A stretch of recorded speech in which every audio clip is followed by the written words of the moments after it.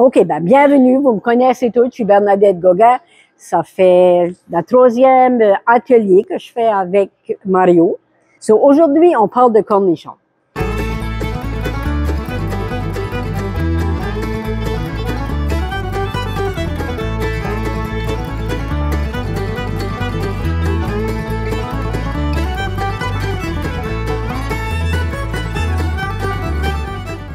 Les règlements de base quand on fait des cornichons, ce qui est vraiment, vraiment important, c'est avoir des légumes qui sont frais.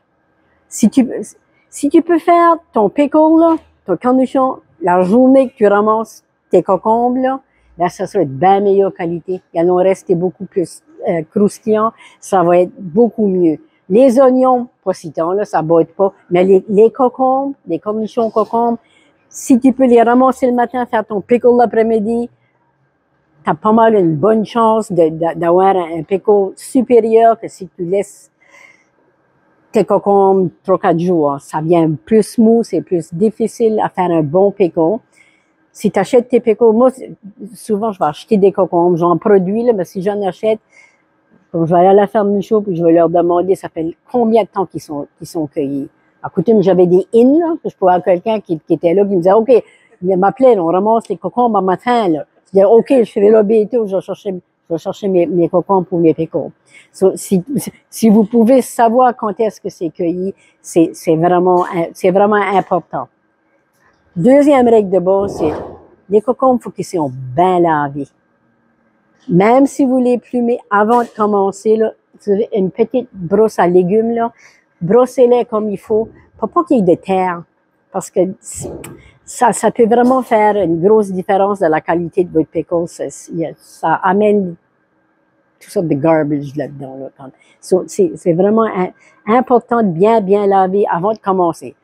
On les lave comme il faut à de l'eau tiède. Là. Moi, je mets pas de savon ni rien. Là, comme. Puis, les pickles qu'on fait aujourd'hui, ça va être des traditionnels bread and butter. Parce que les autres, ça me prenait comme 2 jours. Là. So, avant de commencer aussi, faites-vous de lire votre recette, puis lire les instructions, parce qu'il n'y a rien de pire que toute heure de près, puis tu dis, oh non, faut que je sauve ça 24 heures. OK, tu sais là. So, lisez toute ça, la recette. Qu'est-ce que vous avez besoin? Ramassez tout ça que vous avez besoin avant de commencer. Puis là, on peut commencer la recette. Moi, j'ai ma recette, là, elle est vraiment simple. Moi, j'ai des livres de recettes que je use tout le temps, là. Ben, c'est celle-ci, dans ce livre-là. Ouais, Bernadette. Il y a des recettes, ça, ils sont safe, tu sais qu'ils sont sécuritaires, ils ont été testés, parce que beaucoup de leurs produits est testé par l'université aux États-Unis, anyways. Il y a des places où ils font tous ces tests-là sur tout ce qu'on met en conserve. Ça, c'est bien testé. Il y a beaucoup de recettes là-dedans. Ce livre-là, c'est un bon livre. Il y a longtemps que je le lis. Je l'essaye des fois, d'autres, j'essaye pas, là, comme. Puis on peut pas vraiment canner avec les recettes de ma grand-mère, là. Tu peux les vérifier, mais c'est difficile, là. Des fois, là, moi, j'ai déjà vu, peut-être bien moins les pickles, là, ben, d'autres produits, là, comme des carottes seulement bouillies, là, qui sont pas au pressure canner, des cosses, c'est la même affaire, c'est toutes des choses il y a des procédures extra à prendre pour être sûr qu'on est en sécurité.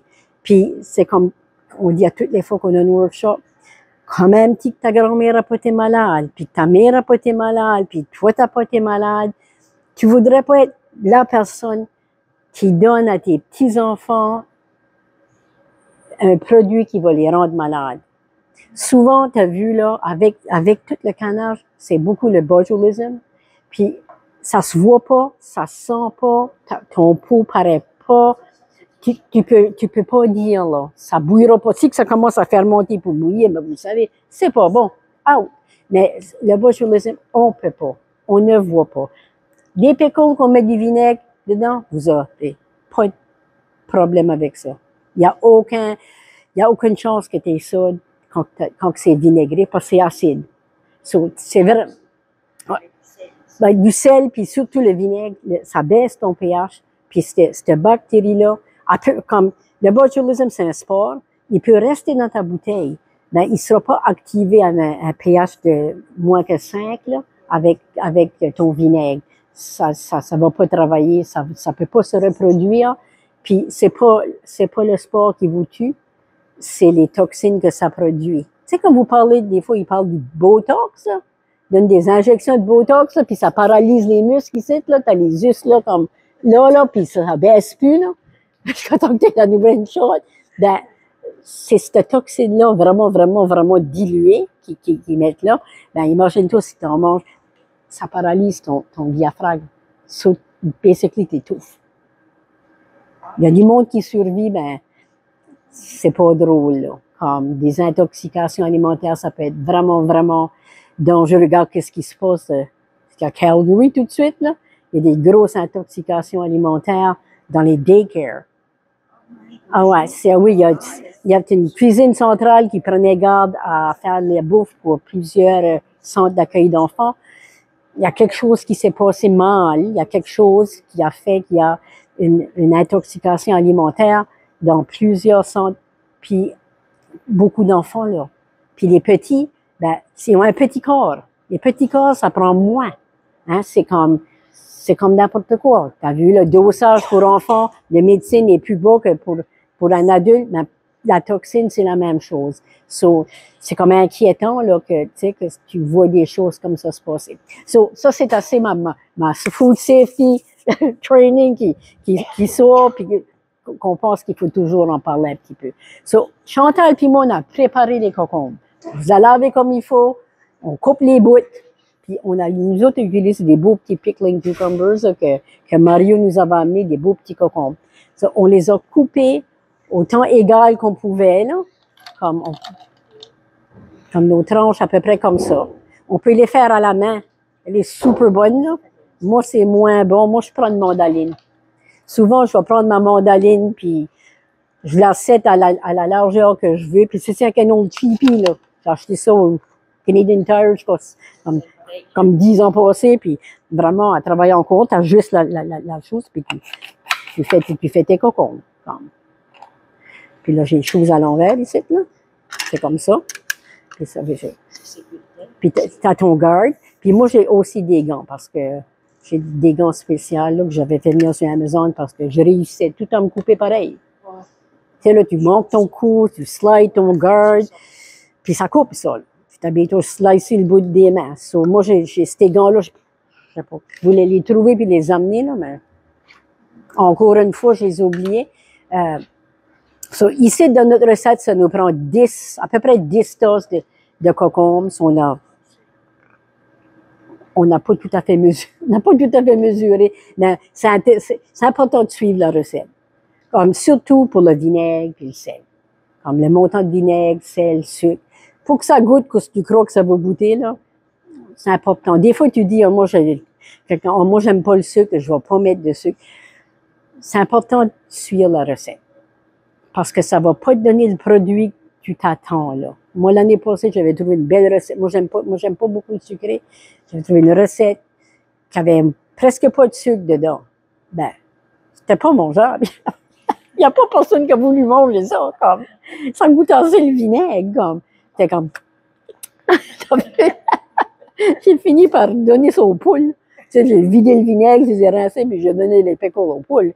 C'était pas bon, là. Je pensais, OK, gars, t'as vu, là, suis ton advice, là. OK, fais ce que tu dis au monde de faire. T'as vu, trouve une recette que t'aimes, puis t'as vu, là, fais la recette que t'aimes. C'était comme, je comprends que les goûts, ça se discute pas, les peut-être du monde qui aime des pickles comme ça. Ben, nous autres, on n'aimait pas les pickles comme ça. J'ai pas trouvé que c'était bon. So, on les a déjà, normalement, on fait du travail ensemble, là, ben, parce qu'il fallait qu'on les saumure, là. On les a fait Chantal et moi. Puis j'ai mis de la glace dessus, parce que ça aide, quand la glace fond, ça aide vraiment à saumurer tes pickles. Le sel, ça a un rôle important aussi pour la préservation. So, c'est pour ça qu'on les sale. Puis la glace, quand tu le mets sur le fer, souvent, ça aide à garder ton pickle plus crispy. Tu peux le faire plus croustillant avec, il y a des produits que tu peux acheter, là. pickle crisp, c'est quelque chose comme ça. C'est une poudre, puis tu en mets dans toutes tes bouteilles. Ben, c'est à base de alum. C'est pas mauvais, c'est food grade. Sur ça, on va le laisser tremper encore un petit peu, là, puis on va aller faire le jus qu'on va le faire cuire dedans. C'est juste que je vais lui donner un petit peu plus de temps à prendre son sel. Ça demandait 2 heures. Hein. On n'aura certainement pas 2 heures. Ben, moi, chez nous, je respecte pas mal tout le temps ça, là, parce que tu sais que ton sel va être bien absorbé. Souvent, moi, je vais le laisser comme, même plus longtemps, c'est que je fais 50 affaires en même temps. Là. So, je vais le laisser là, puis je vais y aller. Ben, je vais pas le laisser trop longtemps, parce que là, ton pickle va venir mou. Comme ma belle-mère, elle faisait couper ses pickles, puis ça va être comme le lendemain soir quand elle faisait ses pickles, ben, c'était comme, ah oui, ils sont bons! Comme ma petite fille avait dit une fois, ils sont pas mal plus crémeux que les tiens. J'ai dit, t'es beaucoup diplomatique, toi. Hein? Chantal, peux-tu allumer les couverts? Je me demande 3 tasses de vinaigre blanc. Faites sûr d'acheter du vinaigre qui a au moins 5% d'acide acidique, là. Ça va le mettre dessus, là. On a cherché pour le trouver, nous autres, là, mais 5% acetic acid ou d'acide acétique par volume. Un vinaigre fait maison, tu peux pas mesurer l'acide acétique, vous risquez de perdre vos pickles. So, faites sûr d'acheter, ici, ça demande du vinaigre blanc. Tu peux mettre du vinaigre de cidre de pomme commercial à 5%. Ça change le goût, puis ça change la couleur un petit peu, mais je veux dire, si c'est ça, t'es mal pris puis t'as rien que ça, ou du vinaigre de riz, moi je préfère le blanc. Je trouve que on est habitué à ce goût-là. Là.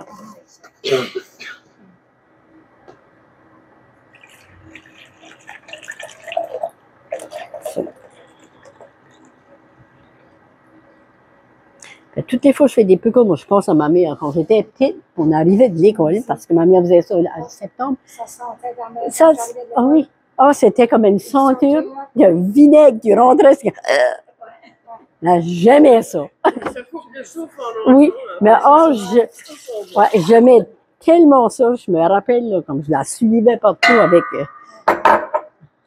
elle disait ça dans mes jambes. Ça dans mes jambes. Je fais de quoi qu'il chauffe. Je me rappelle, je questionnais ma mère, puis elle disait tout le temps, je disais, comment tu fais ça? Puis, ben là, je mets comme ça de vinaigre dans mon pot. Ouais, ben, quel pot? Puis là, je mets une pincée de ça, puis une poignée de ça. J'ai jamais eu de recette de ma mère, là. Alors, on pouvait jamais.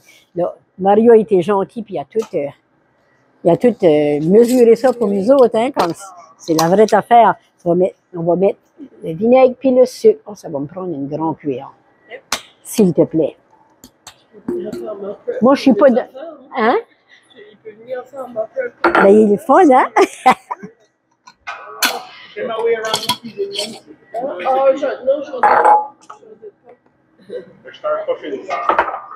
Moi, je ne tarde pas anywhere. Ça va me prendre 2 cuillères à table de ceci. Moi, je suis la recette. Ça, c'est 4 de ça. La graine de céleri. La graine de céleri. Non, la graine de moutarde. Ouais. Le céleri, ça t'en prend beaucoup moins. Le céleri, ça goûte beaucoup de gouttes. Ça prend dans la recette une teaspoon. Puis on va mettre le curcuma qui tache tout. Ça vient se détacher, là. Ben, ça tache ton pot, ça tache tes cuirs. Moi, dans le curcuma, comme ma mère cueillait dans l'eau bénite. Ah, OK, t'aimes beaucoup ça, toi? Ouais, c'est vrai que c'est pas pire. Ouais. Tu mets ça ensemble. Là, je crois qu'on a tout mis. On va faire bouillir ceci. On fait bouillir, puis ensuite, on le fait bouillir pour 5 minutes. Il va évaporer un petit peu. Ben, c'est vraiment, des fois, ça va concentrer ton vinaigre un petit peu. So, tu as vu, tu le fais bouillir 5 minutes. Oh, mouche, c'est mouche. Puis là, mes bouteilles, moi, je les ai mis... Moi, je fais bouillir mes bouteilles 15 minutes dans de l'eau bouillante.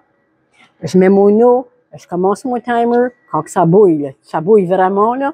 Puis il faut qu'il y ait au moins 2 pouces d'eau sur le fait de ton pot.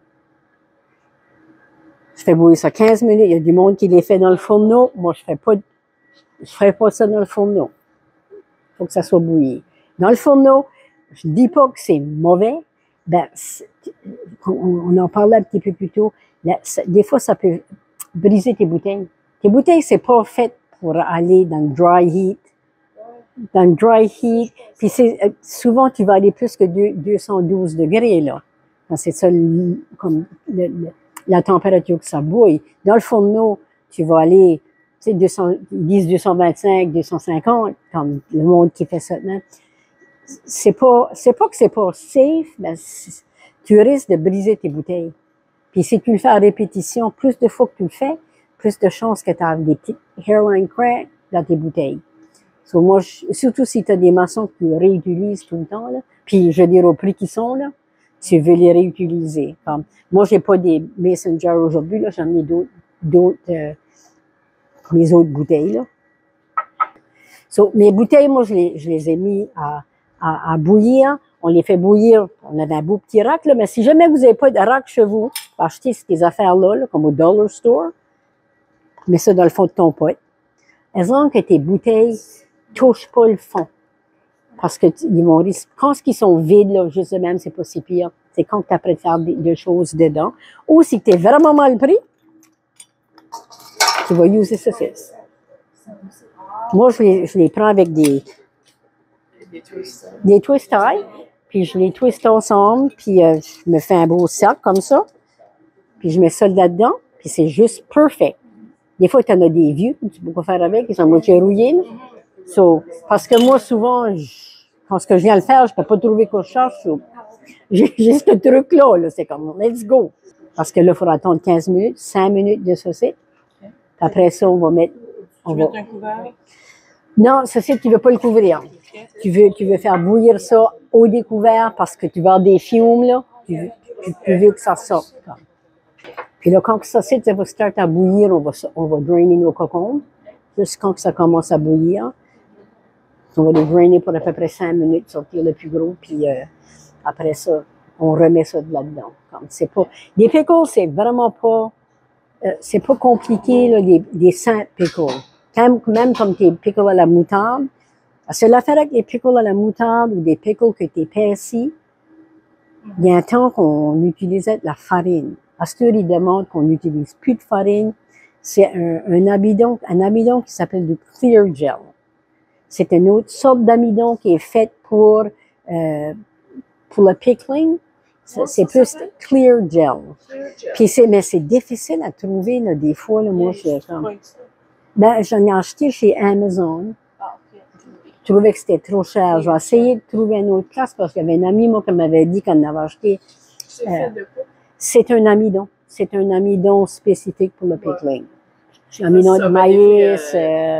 Cornstarch. Ouais, je ne sais pas vraiment quel amidon qui est dedans, là. C'est certainement pas du potato starch parce que c'est pas stable. Ben non, c'est parce que l'amidon de pomme de terre est pas stable pour des longues cuissons. Il va se dégrader. Oui. Son effet de gélification va diminuer avec la chaleur. On va mettre un 5 minutes, là. Ça commence à bouillir. Hein. Mais, tu as vu, là, le clear gel pour remplacer la farine, c'est vraiment une affaire de salubrité, là. C'est quelque chose qui recommande à cette heure-là de ne pas utiliser de la farine 5 minutes. C'est plus comme clair, comme ça. J'essaie de penser qu'est-ce qu'on pourrait comparer ça à, là. Un petit peu plus transparent. Le jus va être plus transparent. Tu vois la différence quand tu fais ton pickle. Est-ce qu'on fait un gravy avec une farine et un cornstarch? All right, on va essayer de drainer ça le mieux qu'on peut pour le rincer. Yeah. So, on draine ça, puis on rince. Juste une petite rinçage avant de le mettre là-dedans. Puis quand on parlait de sel, là, essayez tout le temps de trouver un sel qui n'a pas d'iode, qui n'est pas iodé. Parce que ça met comme le sel de table, il y a de l'iode dedans, du iodine. Ben, essayez de trouver un sel qui n'a pas, surtout comme le sel kosher ou même le gros sel virgin n'a pas.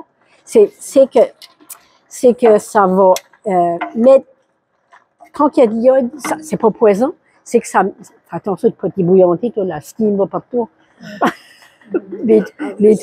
Ouais, c'est que ça fait comme un cloudy, ça fait comme un petit, je sais pas, du blanc dans ton péco quand il y a de l'iode dans ton sel. Ça devient cloudy, je sais pas penser le mot français. Ce site-là, faut l'amener à l'ébullition. Faut que ça bouille. Non, le jus a bouilli 5 minutes. Puis là, on va faire bouillir nos concombres là-dedans, là, on va le brosser comme il faut, là. Puis une fois que ça va commencer à bouillir, là, on va le sortir. Moi, je le bouille, je l'amène à l'ébullition, that's it. Ouais. Puis après ça, oui, ça, je vais le sortir, parce que ça continue un petit peu à cuire après. Hein. Ça, on va venir que ça va bouillir, là, ben, ça va prendre une minute ou deux, là, ou plus, là, parce qu'on a pas mal de cocombes, là. Du gros sel, là. C'est du gros sel. Ça, c'est fini, ça bouille. Je vais l'éteindre, tu connais ton poêle. Oh mon Dieu! Tu ventes pas le vinaigre? Hein, les ventes le vinaigre, hein, comme. OK. On va sortir la whole rack. Non, c'est vraiment pas long parce que, I mean, Ouais, j'essaye d'enlever ça. de sentir les choses. On va les sortir, puis on va en remettre.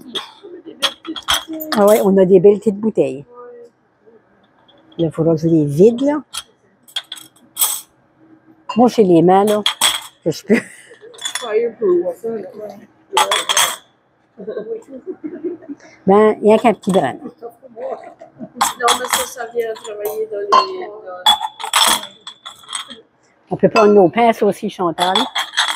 Si tu crois, on ne va pas brûler personne. Là. On travaille dans des potes d'eau chaude tout le temps, hein. Ouais. Tu peux même juste le vider. Pas beaucoup. Moi, je dis que j'ai pas beaucoup de sang qui va là. Je l'ai pas juste dans mon eau bouillante, on l'a lavé, là. Je vais juste le passer dedans, là. En tout cas, quelques petites débites dessus. Puis là, on va les mettre en pot. On a fini de ça, ça bouillit, j'ai étendu l'eau.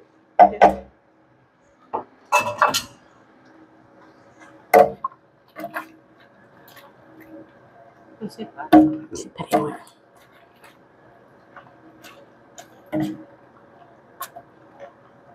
J'essaie de le mettre en...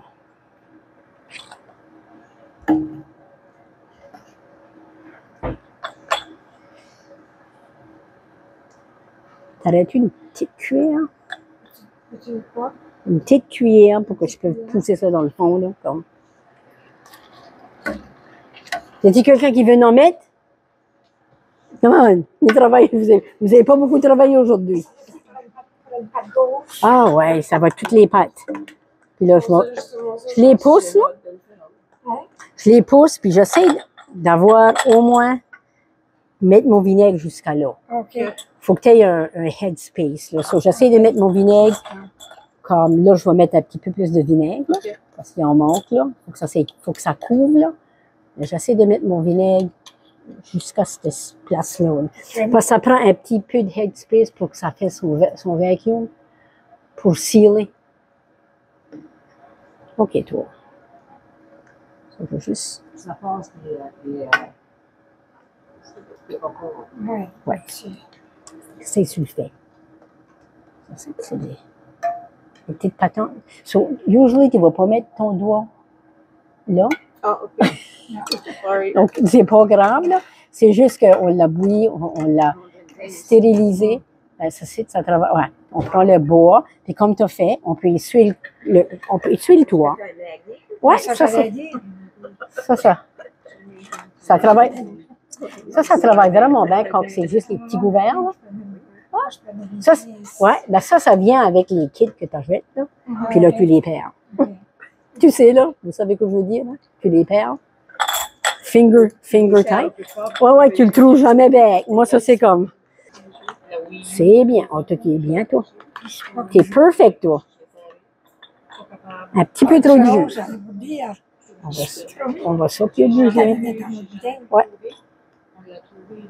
Ouais, on sortir un petit peu de pickle. C'est malaisé parce que c'est pas des gros. C'est pas des gros pots, là. Mais ça, c'est bien. Ouais, on va juste. Moi, je l'ai su avec un. Comme il y a là, un petit paper towel humide, là, juste pour être sûr qu'il n'y ait pas une graine de moutarde dessus ou quelque chose, là. Puis, finger tight, on les remet là. Y a-t-il quelqu'un d'autre qui veut faire de l'ouvrage? Comme un jar mason, là, quand ils disent un headspace, un espace, tu vas laisser jusqu'à là, là. Tu mettras là ton vinaigre et tout ça.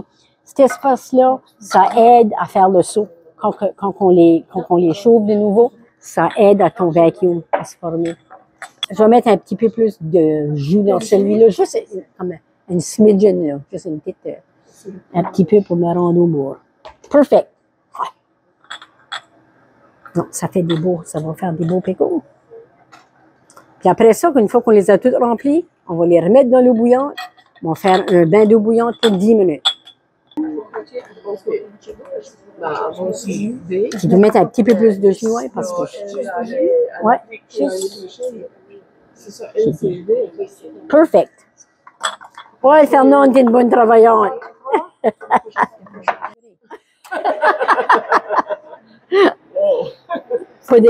Ça bouille plus, ça, que c'est que ça. OK. On va mettre ça à high. C'est-il bon, si, hein? Ouais, OK. Ouais. On va mettre le couvert.